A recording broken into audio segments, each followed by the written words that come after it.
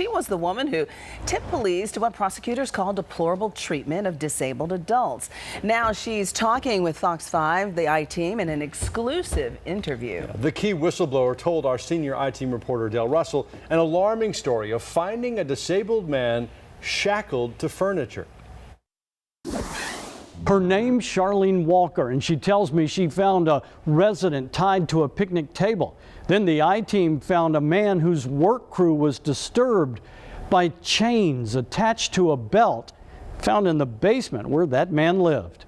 He was sitting in this manner, and he kept trying to get up, and he couldn't. When Charlene Walker saw Travis McCargo, a mentally disturbed man, tied to a picnic table with zip ties in the burning summer sun. He was like this, kept doing like that. She knew she had to turn to the police and later described what she saw in a sworn statement in a lawsuit. Those people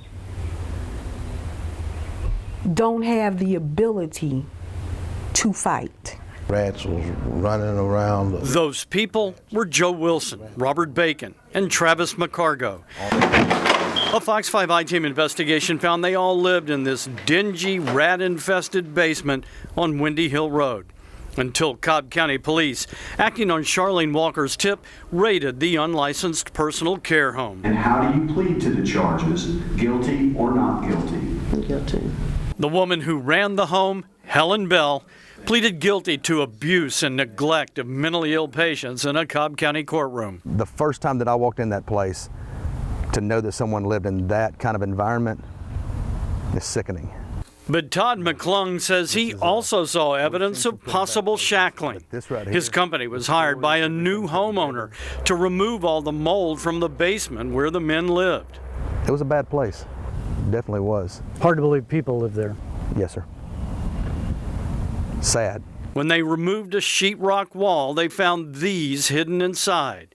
Chains attached to a belt. One chain had a belt loop wrapped around it.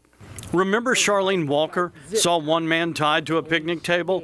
Todd McClung thinks he knows what those chains were for. You had like a belt that you would find at Walmart or Sears or somewhere, and you have chains and you have a padlock. You know, I mean, what else would you want to use that for but to bind somebody down?